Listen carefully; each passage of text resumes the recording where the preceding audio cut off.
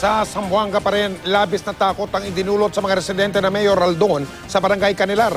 Sumalakay kanina ang 8 armadong lalaki at ang hinala, mga miyembro sila ng suicide squad ng mga rebelde. Sugatan ng isa sa 2 arestado pero ang iba nakatakas. Mula pa rin sa Zamboanga City, nakatutok live si Jiggy Manica. Jiggy. Mike, matinding tensyon nga inabot ng mga residente, partikular dyan sa Mayor Haldon Street sa Barangay Canilar matapos nga na mahabol o habulin ng mga otoridad itong 8 kalalakihan na armado pala at itong mga ito ay hindi huminto sa checkpoint dahilan para paghinalaan at nang habulin ay pinaputukan ang mga Marines at mga pulis. Bandang 1:00 ng hapon itong nangyari sa Mayor Haldon Street, Zamboanga City.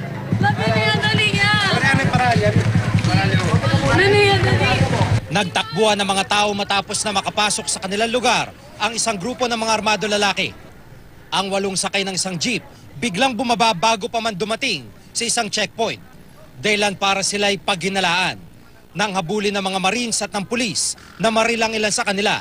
Kaya binaril din ng mga otoridad ang isang sospek habang arestado ang isa. Sumambulat sa daan ang dala-dala nilang bigas kung saan nakatago ang kanilang armas. Ayon sa pulisya, mga miyembro ng suicide squad ang 8 lalaki. Ilan sa kanilang mga gamit, kinailangan pang inspeksyonin ng mga bomb squad para i-clear sa bomba.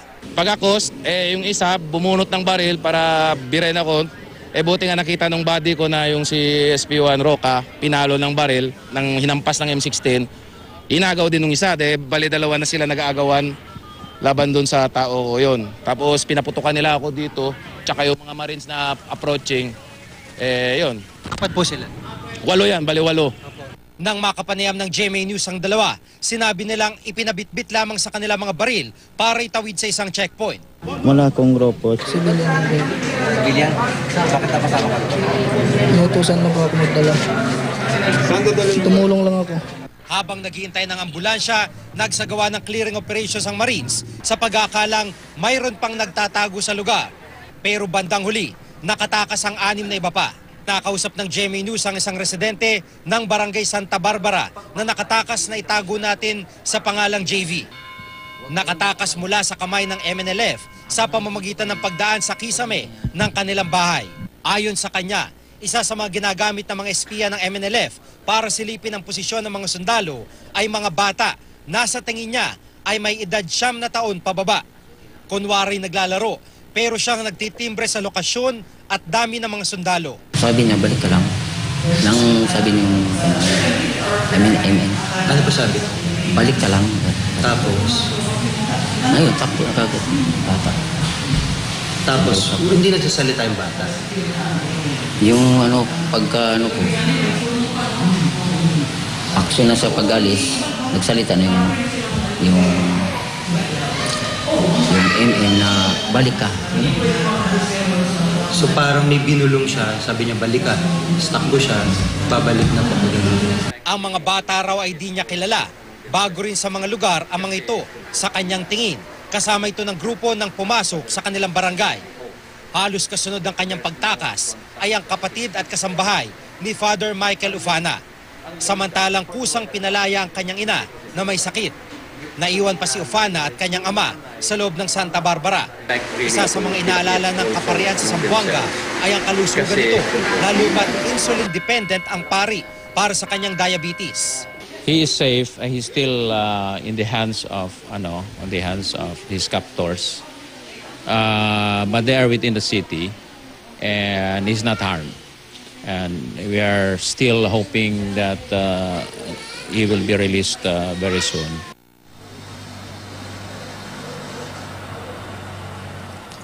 Mike, sa ngayon nga ay nananatili ang takot ng mga residente. Patunay yan dito sa pagsasarado ng halos lahat ng establishmento dito sa Zamboanga City. Kumbaga masabi natin na talagang shutdown yung negosyo dito, karamihan, partikular na yung mga tindahan ng pagkain at tindahan ng tubig. Kung meron man bukas ay talagang pinipilahan ng mga ito. Mike? Jiggy, sa puntong ito at madilim na, gabi na, wala na yung mga paminsan-minsan putukan at palitan ng mga putok dyan sa lugar na yan sa Zamboanga, Jiggy?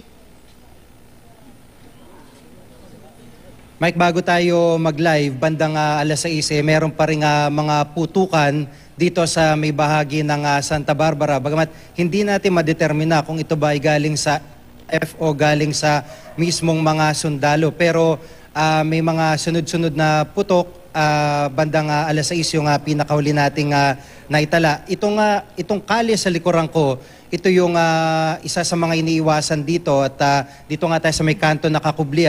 Iniiwasan to dahil meron daw mga sniper sa may bandang kaliwa namin kung saan nakapwesto yung mga miyembro ng MNLF at ito nga yung tinatawag na Barangay Santa Barbara. Mike? Maraming salamat, Chige Manikad.